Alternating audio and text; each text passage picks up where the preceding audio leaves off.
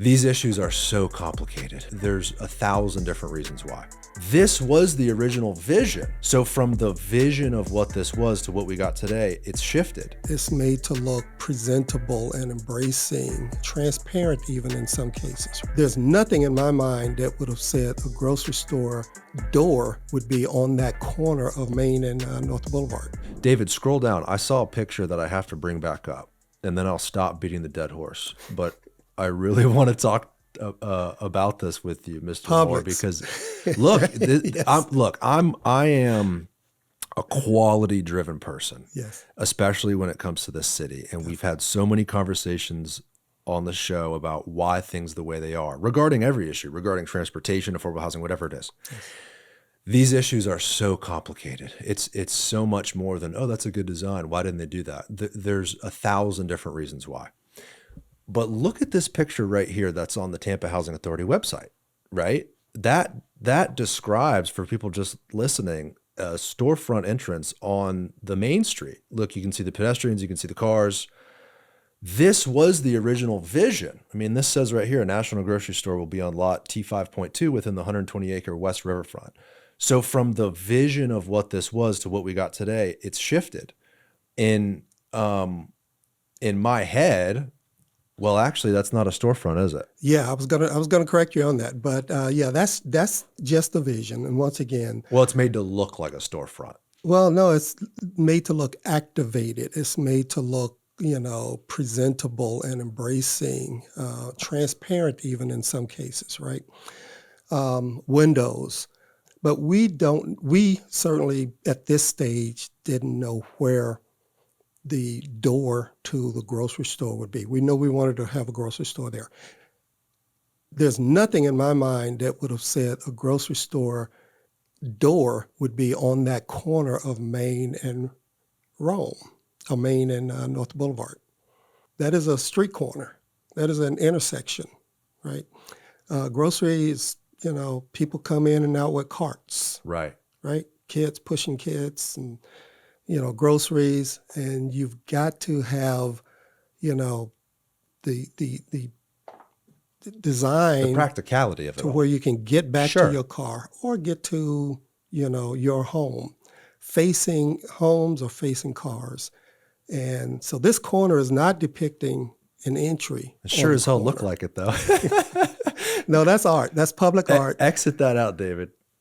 If you look at the smaller version, it kind of does. Well, look, I mean, I think it's meant to look like an old storefront, period, right? 100 years ago, there was a bunch of buildings around in every American city that kind of looked like that. But your point about practicality is the exact reason it's set up the way it is.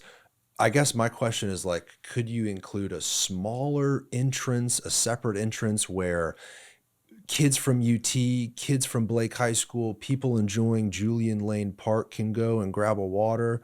Maybe there's an issue of, hey, Publix can't have two entrances. It's against state law. I don't know. Yeah, I don't think it's a prohibition. And I agree with you. Okay. Yes, we can. And I believe Publix has included that. I believe they actually have a man entrance on both on Main as well as Boulevard. on Boulevard. Okay. They have a man door entry, a single Yeah. door entry. It's not the main entry, Sure. but it does allow for a pedestrian walking on that sidewalk to access that store. Yeah. Okay. That will certainly not be a heavy use entry because the vast majority of visitors Sure. to that Publix will be driving and parking in the parking lot and walking straight into the door from the parking lot. Yeah. Or the families that live on this site today live immediately to the north. So they're facing the front door of the grocery store as built. And there's an empty parcel to the immediate west. And then there are more parcels that are actually built and occupied to the west. Those families will walk from west toward east. And they have the choice of either going through the single man door and most likely will go into the parking lot and enter the grocery store from the parking lot. I got to check out on the single door on the Boulevard side. From what I remember, it was like an employee or a service entrance, but I'll have to go and see what that's all about. The only reason why I bring this all up and I harp on it and we'll move on here in a second. But it's just because I really care about the future of the community. I'm not going anywhere. I'm going to live in Tampa the rest of my life. And I love real estate. I love cityscapes. And I just don't want to be in a position 40, 50, long range from now and look back and be like, damn, I wish we'd have done it the right way the first time 50 years ago. And you can see some things that were done in the last 30 years that have had to be redone. I mean, a small example is like the Channelside development, Sparkman Wharf, just some of the stuff that was developed in the early 2000s was built in this drive to environment, and we're not in that world anymore. And so I'm just saying to think about things more creatively as you move forward. And it sounds like, certainly from the renderings we just looked at, they're more ambitious and more creative from a placemaking and a street level than they were 20 years ago. Yeah, and Garrett, I will challenge you that we're not in that environment today. We still are in the drive-to environment today, not to my pleasure. I wish we were already there, but we are absolutely still a vehicle commute community today. We could have been much farther along here 20 years later. Sure. But we're not there today. And when people are making these kind of investments, they are investing, for the next 20 years, let's say. But if you look at this plan from a site plan view, you will see in order to make the pedestrian entry to this Publix on the south side, you would have to push the store to the north and put the parking along Main Street.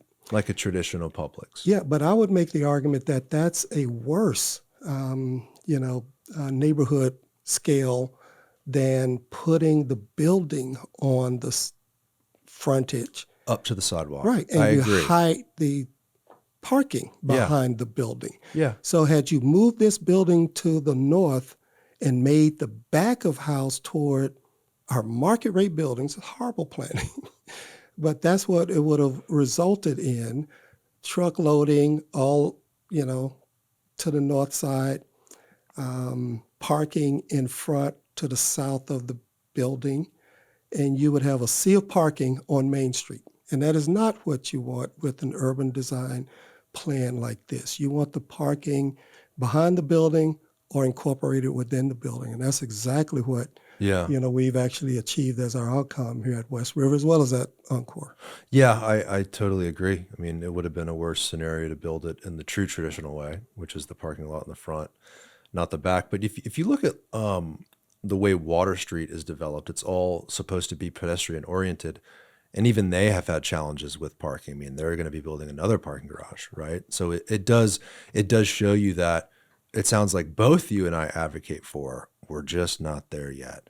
But we certainly have to recognize we'll be there one day. And putting in places and planning for the future is not such a bad thing.